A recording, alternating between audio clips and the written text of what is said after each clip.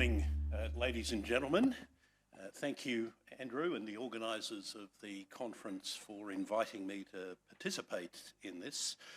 And although Mr. Howard isn't here at the moment, can I also acknowledge the honour of being in his presence? And in the context of the remarks I want to make, I want to say that one of the reasons why I've personally respected Mr. Howard for so long, since he was Treasurer in the Fraser government, is that he's been one of the few people responsible for economic management, among other things, who's been willing to engage openly with people who have different points of view on aspects of economic management, without regarding them, if they have different points of view, as enemies for life. And that's a characteristic that sadly he shares with few other leaders and political figures, and that is in turn to the detriment of the kind of debate about economic management that I believe, if we had more of it, would lead to better economic management and better economic outcomes for the people of Australia.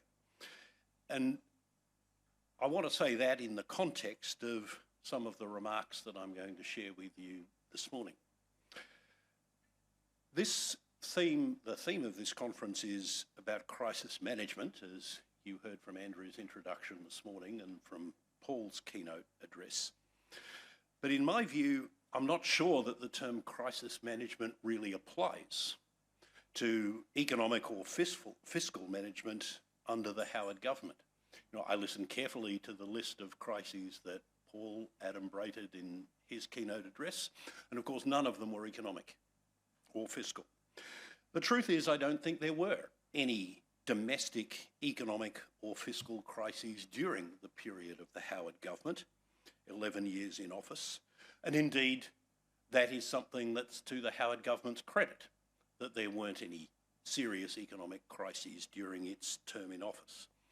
There were certainly some economic challenges that occurred globally during the 11 years for which the Howard government was in office, and the term crisis was appended to a couple of those: the Asian financial crisis of 1997-98, the very brief, but nonetheless, at least for the United States financial markets, serious crisis associated with the collapse of LTCM, long-term capital management, in 1998.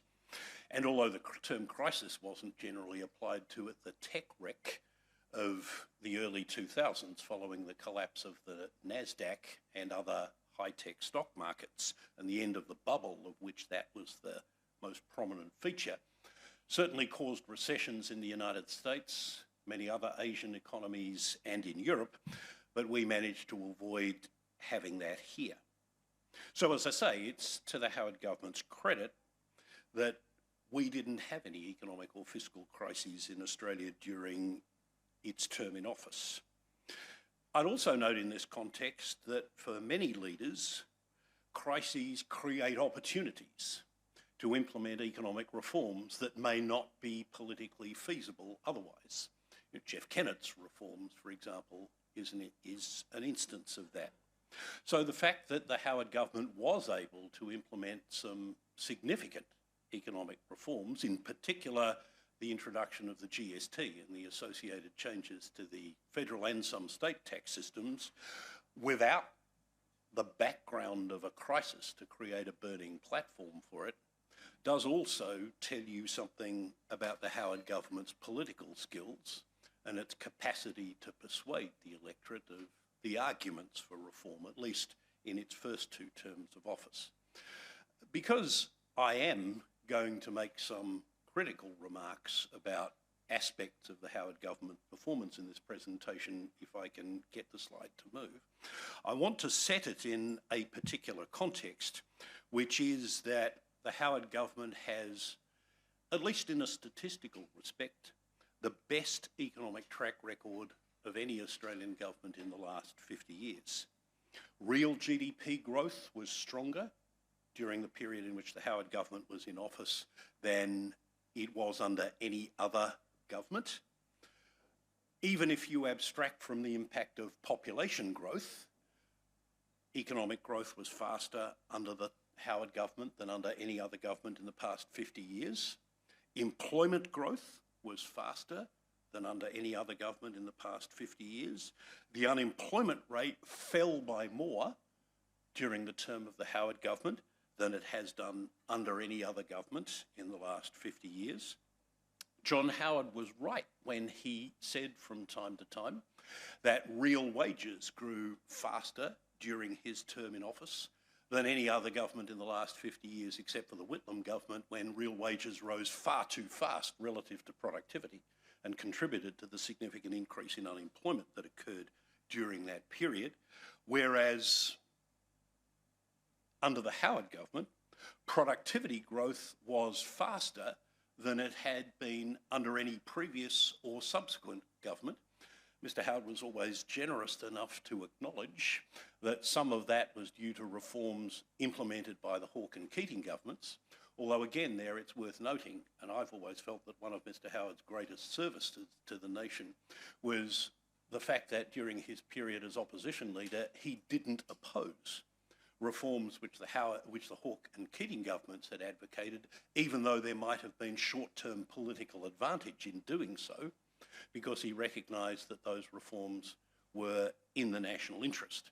Of course, the Howard government also implemented some of its own productivity-enhancing reforms, including, as we've just heard and we'll hear in more detail, reforms that significantly improved the productivity of Australia's waterfront experience. In two other important respects, the Howard government's economic management has no peer. The Howard government presided over larger reductions in both inflation and interest rates than any other government during the past 50 years. If we can have that chart of interest rates come up as well. Now, in many cases, that wasn't entirely due to decisions made by the Howard government during its period in office. In some ways, the comparisons that are often made of what happens to various economic indicators during a particular government's period in office tend to assume that everything that happens during that period in office is entirely the result of decisions that that government has made and has had nothing to do with government decisions that previous governments have made, or with things that are entirely beyond the control of any Australian government. The Howard government's very good economic track record did benefit from, in particular, three entirely fortuitous external developments. One was the extraordinary improvement in Australia's terms of trade that actually started towards the end of the period of the Keating government and continued beyond the end of the Howard government's term in office. But Australia was one of the few Western countries that benefited from the rapid economic growth and industrialisation of China during the period in which it became Australia's most important trading partner. For most other Western economies who, like China, are importers of commodities and exporters of manufactured goods, China's emergence as the biggest importer of commodities and exporter of manufactured goods in the world made their terms of trade worse. It pushed up the price of the things they import and pushed down the price of the things that they export, or competed them out of that space altogether. But for Australia, as one of the few advanced economies that's an exporter of commodities and an importer of manufactured goods, China's economic development during and slightly before and after the period of the Howard government was, in almost every respect, an unalloyed blessing. The Howard government also benefited from the significant decline in the Australian exchange rate that had begun under the previous government, but reached its nadir, if that's the right word, during the second and third terms of the Howard government. That greatly enhanced Australia's international competitiveness, was of particular benefit to regional Australia as the source of most of Australia's exports. The Howard government can certainly claim credit for the fact that this big fall in the exchange rate did not result in increased inflation or significant increases in interest rates, as it had done during previous periods of a weaker exchange rate. Instead, it assisted the growth in the Australian economy, and as we'll see, it helped improve the Australian budget. Third, the decline in interest rates that occurred during the period of the Howard government, and for that matter, the parallel decline in inflation, also owed a lot to global circumstances. The Howard government was in office during the period that economists know as the Great Moderation. That is, when, almost irrespective of what governments did with regard to their budget deficits, inflation and interest rates remained both low and stable. And that was undoubtedly a factor in Australia's experience of low and stable inflation under the Howard government, although I would also say that one of the more important decisions that the Howard government made very early in its first term to grant formal independence to the Reserve Bank was another critical ingredient in Australia's capacity to sustain low and stable inflation in the face of, as you can see, a very volatile exchange rate. Turning more specifically to the issue of budget management, the Howard government's record in managing Australia's public finances is, I think, in a statistical sense, without parallel. As you can see from this chart, it's the only government in the last 45 years which has run budget surpluses on average over the term of its office. It might come as a surprise to see the statistics saying that the Whitlam government ran a budget surplus during its term in office, but that's using the contemporary definitions of underlying budget balance, which exclude advances to states and territories, which were included in the measures of budget deficits during the Whitlam years, and for that matter, during the period when John Howard was Treasurer under the Fraser government. But reflecting those very strong underlying surpluses and the privatisation of Telstra, the Howard government was the only one in the last 30 years that presided over a reduction in the level of Commonwealth government debt in absolute terms and as a proportion of GDP. What is perhaps not as well understood as perhaps it should be is that the very strong fiscal outcomes under the Howard government were the result more of things that happen on the revenue side of the budget than on the expenditure side of it. Contrary to the claims that are often made, tax revenue as a proportion of GDP was higher under the Howard government than under any other government in the past 50 years. Now that is not, let me emphasise, because the Howard government set about raising taxes. Indeed, as I'll argue and show, the Howard government repeatedly sought to cut taxes. It was rather a byproduct of the fact that we were able to avoid recession and the extraordinary benefits conferred on Australia by the extraordinary rise in Australia's terms of trade, that is exports relative to import prices, over the period in which the Howard government was in office. By contrast, although public spending was lower as a proportion of GDP under the Howard government than under any other government since, ironically, the Whitlam government, it didn't fall by as much as the popular imagination would have you believe. If I can go on to the next couple of charts, these show two different measures of the year-on-year change in real outlays. The first of them is using the implicit price deflator of non-farm product. That's a broader measure of inflation than CPI. And the second of them is using the CPI as a measure of inflation to produce an estimate of real outlays.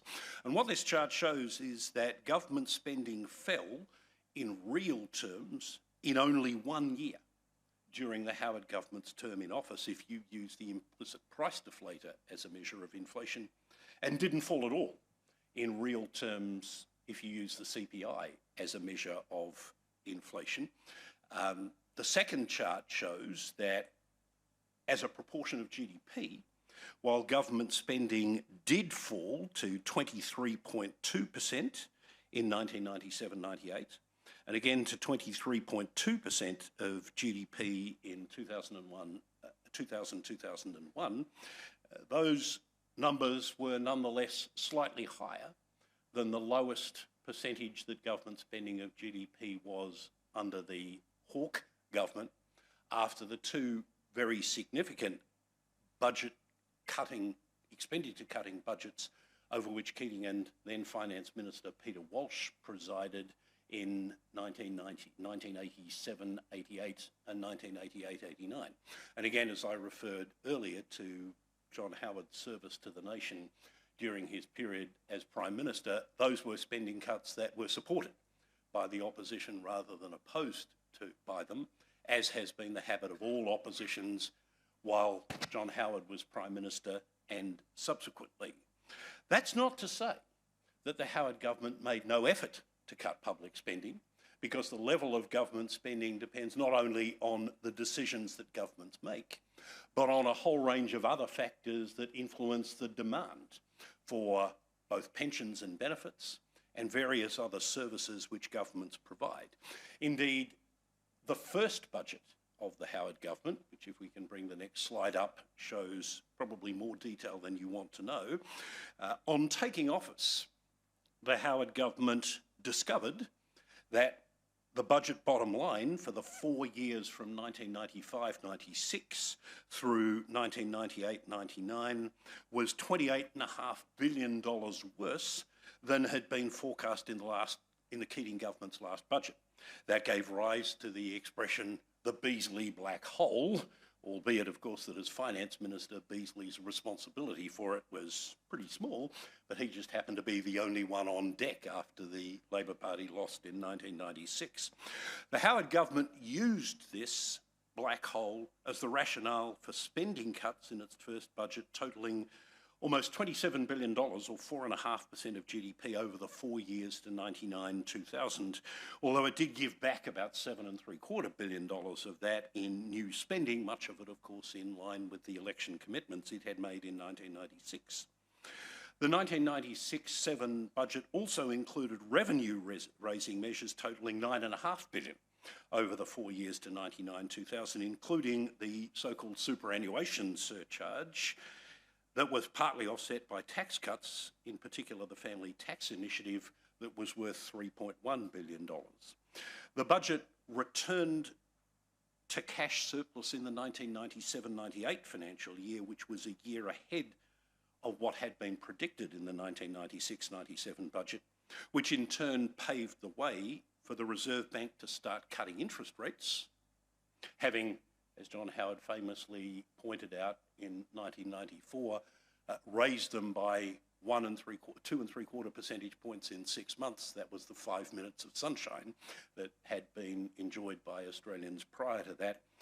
The budget in 1996-97 paved the way for the Reserve Bank to cut interest rates, even into the Asian financial crisis when the dollar was falling, and was an important part of seeing Australia through that period without it falling into recession, as so many others did. And as Mr. Howard records in his memoirs, Lazarus Rising, the first budget of the Howard government was the most important of all the budgets delivered during almost 12 years in government. It was a very tough budget. It was the best and bravest in 25 years. And he goes on to note that financial commentators widely applauded the budget. I was one of them, and I did. They saw it as a determination by the new government to tackle the nation's problems and halt the growth of government debt, which his government had inherited, which peaked at $96 billion. And I think that's an absolutely accurate assessment of the impact of the 1996-97 budget. But that was the last budget in which the Howard government sought to make serious, significant reductions in government spending. The numbers for the budgets during the Howard government's second term are very much complicated by all the transactions associated with getting the goods and services tax up. And I'm not going to dwell on that period here because the story is too complicated to tell in this time. But I want to look in more critical detail at the third and fourth terms of the Howard government, where, as you can see, every budget resulted in net discretionary increases in public spending, and every budget bar one resulted in conscious discretionary reductions in taxation revenue.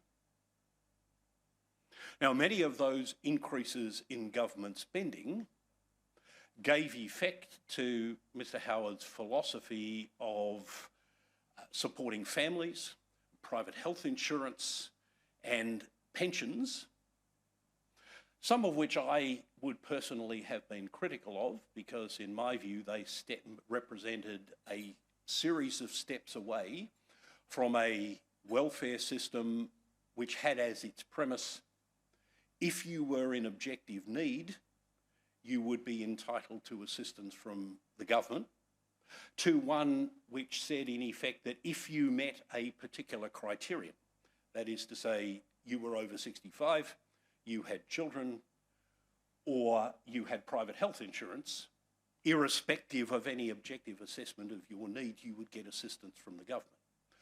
But while I might disagree with that, it was nonetheless clearly in line with Mr. Howard's stated philosophy. On net, therefore, if we look at the impact of all of those spending and revenue policy decisions taken during the third and fourth terms of the Howard government, what we see is a series of decisions that significantly detracted from the budget position that would have prevailed otherwise. Yet, of course, this didn't result in a series of budget deficits, because those tax reductions and increases in government spending were more than paid for by a succession of windfall revenue gains that flowed from the continued strong performance of the Australian economy, from significant increases in asset prices that boosted revenue from capital gains tax and superannuation fund taxes, and most of all from, again, that extraordinary increase in Australia's terms of trade that substantially boosted the revenue the government collected, especially from mining companies through company tax, at a time when mining companies weren't undertaking a great deal of investment, and as a result weren't able, as they subsequently did in the early 2010s, claim very big tax deductions for the capital expenditure that they were then undertaking. So, in effect, what the Howard government was doing, consciously or otherwise, was, whilst delivering headline surpluses, and in the language of the budget papers, underlying cash surpluses and paying down debt, nonetheless significantly weakening the structural position of the budget. That is, if you abstract from the impact of all those fortuitous factors to which I referred before. Indeed, as this chart makes clear, the structural position of the budget before the onset of the financial crisis wasn't nearly as strong as the published figures would have led you to believe. In my view, what the Howard government did during this period, perhaps unintentionally, I'm not suggesting it was a deliberate strategy, was to convert temporary, fortuitous increases in revenues into permanent increases in the level of government spending and permanent reductions in revenues that came back to haunt subsequent governments when economic circumstances changed very substantially during and after the global financial crisis, and again during the period of COVID-19. What these measures also did at the time, if we can go to the next slide quickly, is to exacerbate the inflationary pressures that were then building in the Australian economy, especially during the Howard government's fourth term. As we all know, inflation is rising quite strongly at the moment and presenting a major challenge for the new Albanese Labor government. The headline inflation rate of 7.1% is the highest that we've had since subtracting from the period associated with the introduction of the GST at the early 1990s. But the underlying inflation rate, that's the one that the Reserve Bank actually seeks to keep it between 2 and 3% on average over the course of the cycle, reached over 5% in 2007, in early 2007. And that was, in my view, and I said this at the time, in part the result of the fact that there was a conflict between fiscal and monetary policy in Australia. The Reserve Bank was raising interest rates with a view to keeping inflation within its 2 to 3% target band. But the fiscal policy of the Howard government was adding to demand pressures through repeated rounds of discretionary cuts in particular income taxes and increases in government spending, which wasn't as obvious as it might otherwise have been, because of the huge revenue windfalls it was reaping through favourable external circumstances. In other words, in particular, the then Treasurer, Peter Costello, would say, we're running budget surpluses, how on earth can fiscal policy be expansionary? The truth is that because those surpluses were largely due to windfall revenue gains coming to the Australian government from external factors, and the decisions which the Howard government was making in budget after budget to consciously increase public spending and reduce taxes were in effect providing a form of fiscal stimulus that was adding to the inflationary pressures that were building in the Australian economy at the time. And in the end, of course, that culminated in the 2 increases in official interest rates that occurred during the election year of 2007, including the one that for the first time occurred during the formal part of the election campaign, much to the chagrin of the Howard government at the time. Let me conclude by offering some tentative lessons from this experience. That is the experience of the Howard government in managing the budget during its 12 years almost in office. The first observation I'd make is that cutting government spending is really difficult. You know, not all government spending is bad to begin with. You know, there is a lot of government spending that meets real, genuine needs and priorities. Most people in this room would put defence in that category without thinking about it. But I think most people would put a lot of other government spending on health, education, pensions, family benefits and other things as things that are important to help create and sustain the society that we want to be. It's especially difficult to cut government spending if the government doesn't have a mandate to do it from the previous election, and Mr Howard will no doubt reflect on the distinction he drew between core and non-core promises in an attempt to justify making spending cuts that he had not told the electorate before 1996 were going to occur. That's a lesson that Tony Abbott forgot in his 2014-2015 budget. It's also difficult to make cuts in government spending if there isn't a burning platform, if there isn't a sense of crisis that makes the public more willing to accept otherwise unpalatable measures, as, for example, Jeff Kennett was able to do when he came to office in 1992, or for that matter, Paul Keating and Peter Walsh did when the currency fell out of bed in 1986, and they, to some extent, confected the idea that Australia was heading towards being a banana republic. A second important lesson is that it's important to make an effort to ensure the perception of fairness about cuts in government spending if they're to be politically acceptable. And that's why, as Mr Howard says in Lazarus Rising, among other places, why the superannuation surcharge was an important element of that budget. From a tax policy perspective, it was bad policy. And it certainly didn't go down well within the ranks of the Howard government's own supporters, but was an important signal to the electorate that the government didn't care about the equity of what it was doing, and I think it helped create more acceptance for the spending cuts than would otherwise have been the case. Third, the particular circumstances in which the Howard government was able to make significant cuts in spending in its first budget are unlikely to be repeated. Ironically, that's because of one of the other important reforms of the Howard government, which was the introduction of the Charter of Budget Honesty that requires an independent assessment of the state of the economy and the budget once an election has been called. It's no longer possible for a newly elected government to go in for a briefing with Treasury and finance officials and come out looking sombre-faced, saying, oh dear, those dreadful so-and-sos you voted out of office, they lied about the state of the nations or the state's finances. We can't, the cupboard is bare, and we can't possibly keep any of the promises that we made. That cannot happen anymore in the Australian context. So it is harder to do that now, ironically, as I say, as a result of one of the Howard government's signature economic reforms. Fourth, the Howard government could, and perhaps from a narrow economic perspective, should have run even bigger budget surpluses during its third and fourth terms in office. The establishment of the Future Fund was an opportunity to do that. And again, it's to the Howard government's credit that it did set up a mechanism for ensuring that future generations of Australians don't have to pay higher taxes in order to pay off the unfunded pensions of generations of retired public servants.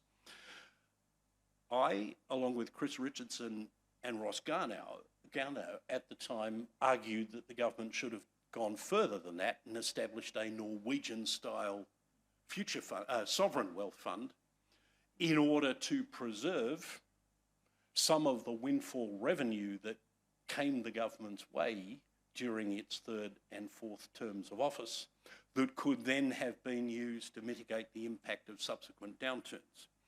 But doing that may have been politically a bridge too far. It may have been too hard a political sell. The final point I want to make is that tax cuts and tax reform are different beasts altogether.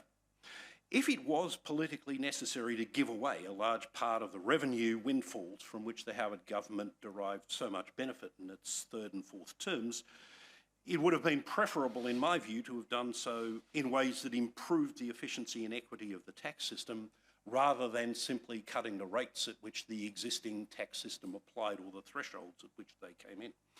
The experience of the Howard government's successful 2000 tax reforms and the less successful experience of other governments in seeking to reform the tax system suggests that it's very difficult to do tax reform if you don't have budget surpluses that can be used to ensure that all the losers are compensated, as the Howard government did with its 2000-2001 reform of the tax system that saw the introduction of the GST.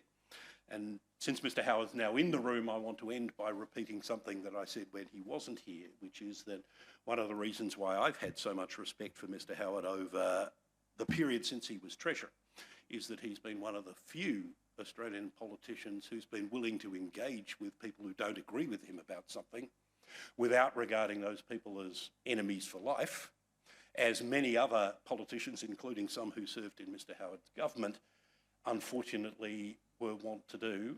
And for that and many other reasons, Mr. Howard retains my considerable respect and gratitude, notwithstanding the criticisms that I've made in this presentation. Thank you very much.